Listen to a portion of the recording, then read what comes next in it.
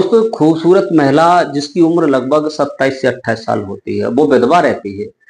विधवा के चलते अपना काम धंधा करने के लिए उसने एक छोटी सी दुकान रखी थी और गाय भैंस का दूध बेचा करती थी। गांव के मंदिर का पुजारी उसे देखता है और उसके घर दूध के बहाने पहुंच जाता है और उससे कहता है कि मुझे दूध मिल जाएगा क्या? तो वो महिला कहती है कि दूध मिल जाएगा, मुझे पैसे नहीं चाहिए। तो वो दूध उसे दे देती है। लेकिन दूसरे दिन जब बाबा आता है, वो पुजारी मंदिर का आता है, तो प्रसाद लाता है, लेकिन प्रसाद में कुछ ऐसा नशीला पदार्थ लेके आता है। वो कहता है कि तुम मुझे दूध देती हो तो मंदिर का प्रसाद है, आप इस प्रसाद को पालो। उसे प्रसाद देता है। प्रसाद पाने के 10-15 मिनट बाद वो महिला बेहोश हो जाती है। बेहोश होने के बाद वो पुजारी उस महिला के साथ जो भी करता है, महिला ने कदापि नहीं सोचा था कि आखिरकार ये पुजारी मेरे साथ ऐसा भी कर सकता है। दोस्तों, उस महिला के साथ जो भी किया इस कहानी में आप सुनेंगे, आपके पैरों तले जमीन खिसक जाएगी कि आखिर कैसे कैसे लोग इस दुनिया में पड़े हैं। चलिए, कहानी शुरू करने से पहले आपसे बस एक ही रिक्वेस्ट है। अगर हमारे चैनल पर नए हैं तो चैनल को सब्सक्राइब करें, वीडियो को लाइक करें, कहानी अंत तक सुने ताकि हमारा हौसला बढ़ता रहे। दोस्तों, आज की जो कहानी शुरू होती है, उत्तर प्रदेश का एक जिला है मेरठ। मेरठ का एक गांव लगता है, वहां की है, जहां एक महिला रहती थी जिसका नाम था मालती देवी। मालती विधवा थी, लगभग 5-6 साल से उसका पति की मौत हो चुकी थी। मालती देवी अकेली रहती थी और वो एक दुकान चलाया करती थी। दुकान उसने रख रखी थी अपनी जीविका पालन करने के लिए। लेकिन उसकी देवरानी थी, वो भी उसके साथ अकेली रहती थी, जिस देवरानी का नाम था सुधा। उसका पति जो सुधा का था, बाहर गया हुआ था पैसा कमाने के लिए। लेकिन देवरानी और जेठानी दोनों घर पर रह जाती हैं।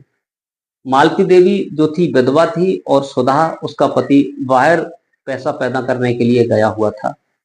अब दोनों में यहाँ तक प्रेम होता है कि दोनों, जो मालती देवी थी अपनी छोटी सी दुकान चलाती थी, उससे अपने घर की जीविका चलाती थी और घर पे भैंस गाय भी रख रखी थी, जिससे घर की जीविका चले, दूध बेचकर अपना गुजारा किया करती थी।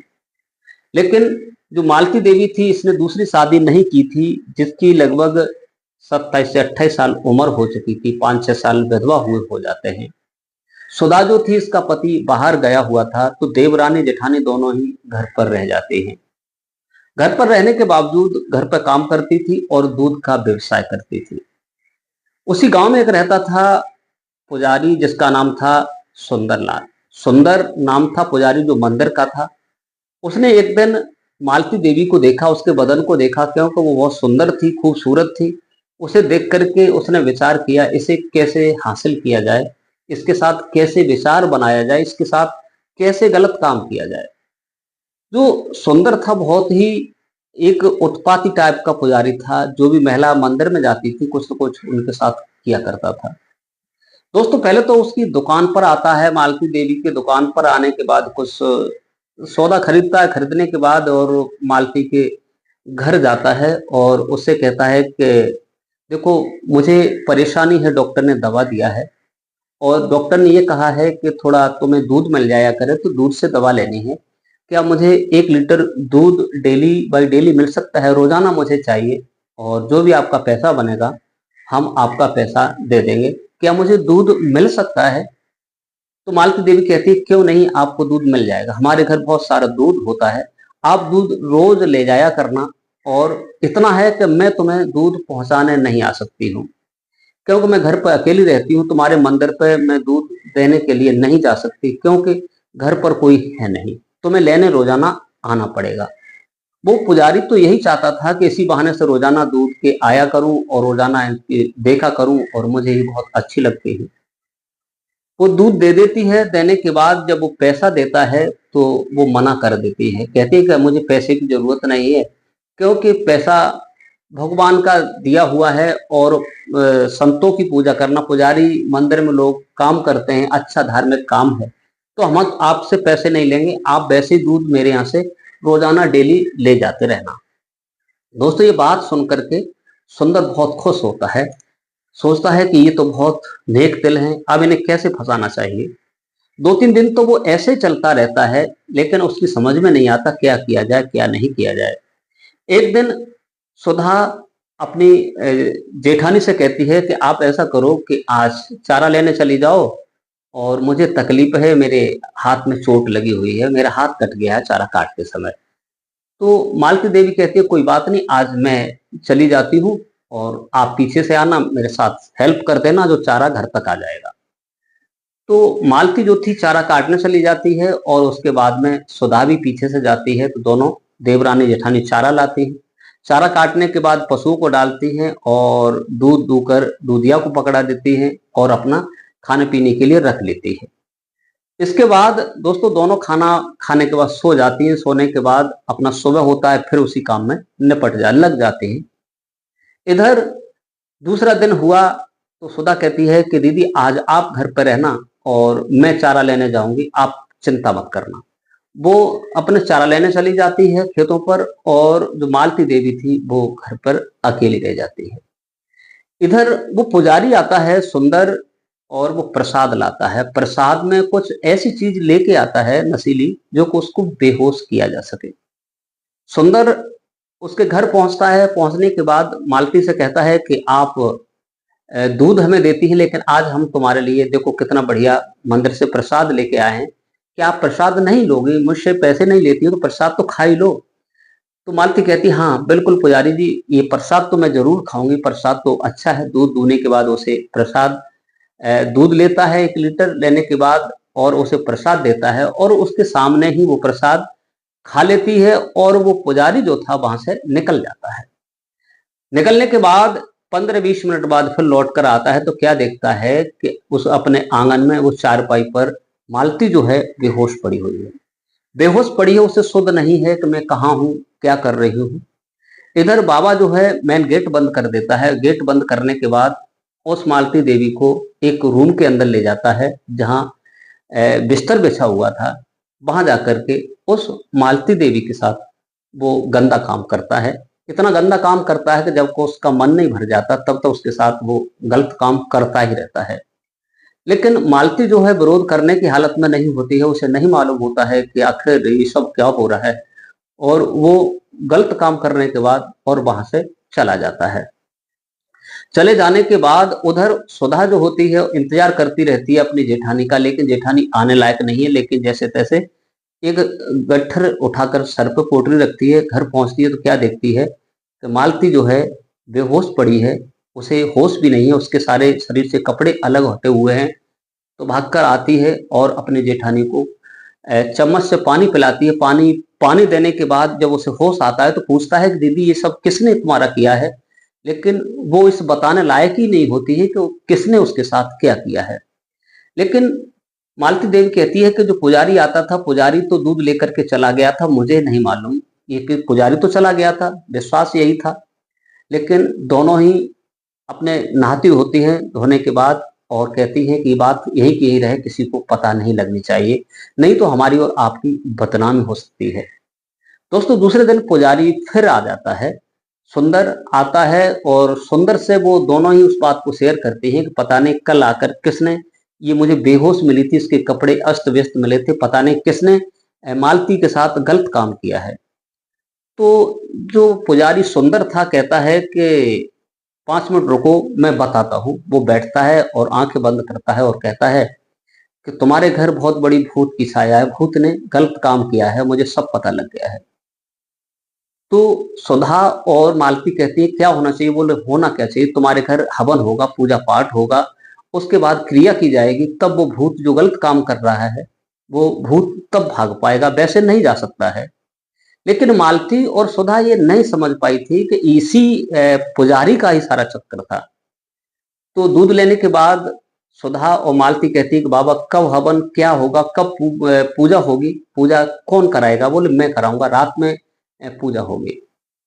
दोस्तों रात का बहाना करने के बाद मालती और सुधा कहती है कि रात में तो हम नहीं कर पाएंगे, क्योंकि मेरे पति भी नहीं है, कोई नहीं, लोग इल्जाम लगाएंगे, आप और कुछ तोड़ निकाल लीजिए।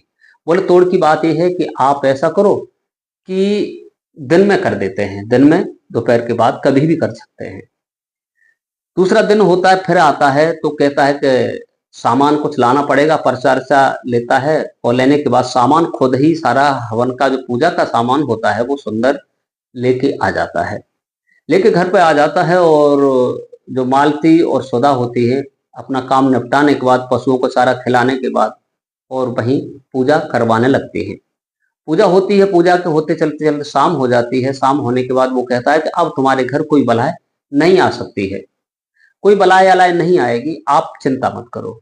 लेकिन दोस्तों, उसने नहीं कहा था कि सब कुछ मेरा किया कराया है। दोनों को प्रसाद दिया, प्रसाद देने के बाद और वो वहां से चला जाता है, अपना पूरा विश्वास कर लेता है। जब जाता है तो सुधा उसे पैसे देने की कहती है, लेकिन वो पैसा नहीं देता। कहता है कि नहीं, तुम मुझे दूध पिला रही हो तो मैं इतना भी नहीं कर सकता। वो पैसे नहीं लेता है। मुझे पैसा पूजा का किसी से पैसा नहीं चाहिए, मैं नहीं। वो कहती है कि दक्षिणा समझ के ही रख लीजिएगा। बोले वो भी नहीं चाहिएगा, तो वो चला जाता है। दोस्तों, 2-4 दिन जब व्यतीत हो जाते हैं, महीना व्यतीत हो जाता है, जो मालती होती है अपने मायके चली जाती है। वहां उसके भतीजे की सगाई होती है, उस सगाई में चली जाती है। पुजारी जो सुंदर था आता है, पूछता है जब मालती नहीं दिखाई देती है, और कहता है कि आज मालती दिखाई नहीं दे रही। सुधा बोली कि वो अपने नेहर गई हुई हैं, क्योंकि उसके भतीजे की शादी है। तो कोई बात नहीं, बड़ा खुश होता है कि आज सुधा है, सुधा के साथ किया जाएगा। दोस्तों, 2-4 दिन के बाद वो अपने आश्रम पर सत्संग रखता है। गांव के लोगों को अच्छा उसने ऐसा भरमाया था कि हर किसी के घर खाना खाता था, जिसके घर जाता था वहां अच्छा काम करता था, लेकिन लोगों को ये बात का कोई अंदाजा नहीं था।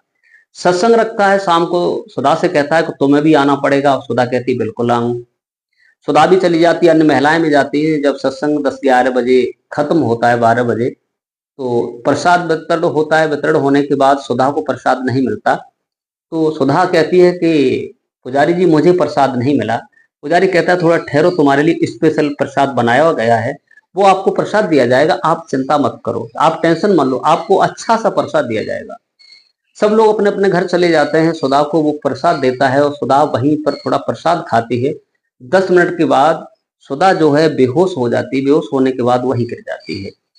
करने के बाद जो पुजारी था वो मौका देखता है। मौका देखने के बाद उसे उठाता है। उठाने के बाद एक खेत में लगभग 200 मीटर दूर ले जाता है और उसके साथ अच्छी तरीका से गलत काम करता है। सुधा के साथ भी अच्छी तरीका से, जब उसका मन नहीं भरता तब तक करता रहता है। लेकिन उसका एक और दोस्त होता है मुकुंद, उसे भी फोन करता है, यार सौदा बढ़िया, अगर तुझे भी करना है तो तू मेरे पास आ जा, आज मस्त चीज मिली है। तो दोस्तों, वो भी लड़का नया था, मुकुंद भी आ जाता है, अपनी बाइक को उठाता है और वहां जाकर दोनों उसके साथ रेप करते हैं। यहाँ तक रेप करते हैं कि सुबह के 4 बज जाते हैं। 4 बजने के बाद अब सोचते हैं अगर इसे पता लग गया तो मामला गड़बड़ हो जाएगा। वो दोनों ही, सुंदर और मुकुंद, दोनों मिलकर के सुधा का यहाँ तक गला दबाते हैं, यहाँ तक गला दबाते हैं कि उसकी मौत हो जाती है। मौत होने के बाद दोनों सोचते हैं कि आखिरकार इसे कहाँ ठिकाना लगाया जाए, कहाँ लेकर के जाया जाए। तो दोनों ही उसकी डेड बॉडी को वहां से थोड़ी दूर नदी होती है और उसमें बाइक पर रखते हैं, ले जाने लगते हैं। लेकिन उधर से कुछ गांव के ही लोग होते हैं, वो कहीं से आ रहे थे, तो उसी रास्ता पर मिल जाते हैं वो मुकुंद और उसका दोस्त सुंदर, दोनों पुजारी। लेकिन बीच में कुछ रखा हुआ था, वो महिला एक थी, तो वो रोक लेते हैं। महिला मृतक होती है, वो देखकर घबरा जाते हैं। वो 3-4 लोग होते हैं ग्रामीण, उन्हें पकड़ लेते हैं और पूछते हैं सब क्या हुआ है। तो उसे इतना मारते हैं, दोनों को इतना मारपीट करते हैं। करने के बाद जब पूछते हैं तो वो कुछ नहीं बताते हैं। पुलिस को फोन कर दिया जाता है। पुलिस को फोन किया जाता है तो पुलिस मौके पर पहुंचती है। वो सुंदर को और मुकुंद को दोनों गिरफ्तार कर लेती है। और जब पूछा जाता है तो वो सच्चाई को उगल देते हैं कि हमने आज रात भर इसके साथ रेप किया है। रेप करने के बाद गला दबाकर इस नदी में डालने जा रहे थे, इसको हमने मारा है। पुलिस फौरन एक्शन में आती है, दोनों पुजारियों को बंधक बनाती है। बंधक बनाने के बाद मुकदमा लगाकर उन्हें जेल की सलाखों में डाल दिया जाता है। दोस्तों, उधर सुधा के पति को फोन किया जाता है और मालती देवी को फोन किया जाता है। वो लोग मौके पर पहुंचते हैं। डेड बॉडी का पोस्टमार्टम होता है, तो उनके साथ गलत काम हुआ था वही रिपोर्ट आती है और उनकी आजीवन कारावास हो जाती है। एक महिला, एक पुजारी होते हुए भी लोगों को झांसे में फंसाकर उनके साथ गलत किया था, इसलिए उन्हें सजा हो जाती है और जेल की सलाखों में आज तक वो समय काट रहे हैं। दोस्तों, मेरा मतलब ये है कि आजकल विश्वास नहीं करना चाहिए। क्योंकि संत पुजारी ढोंगी बाबा कोई भी हो, किसी पर विश्वास नहीं कर लेना चाहिए इतनी जल्दी, क्योंकि इनका कोई पता नहीं है तुम्हारे साथ क्या कर दें। बहुरूपिया होते हैं दोस्तों। वो दोनों तो जेल में चले जाते हैं, सुधा का अंतिम संस्कार किया जाता है। महीना 2 महीने के बाद गांव के लोग रिश्तेदार मिलजुल करके कहते हैं कि मालती देवी विधवा है, तुम्हारी भाभी है, इसे अपना लीजिएगा। दोस्तों मिलकर के लोग मालती और उसका जो पति विनोद गया हुआ था, मालती और अपने देवर के साथ शादी कर लेती है और सुकून की जिंदगी जीने लगती है। दोस्तों कमेंट में अपनी राय जरूर बताइए। और मालती और विनोद ने सही किया। इधर उस साधु ने उसके बारे में अपनी कमेंट में जरूर बताइएगा। दोस्तों जो हमने आपको कहानी सुनाई है बड़ा ही इंटरेस्टिंग है। ऐसी ही कहानी सुनने के लिए हमारे चैनल को सब्सक्राइब करें, वीडियो को लाइक करें। आज के लिए बस इतना ही। नमस्कार, जय हिंद, जय भारत। मिलते हैं किसी अगले वीडियो के साथ। अपना ख्याल रखिए।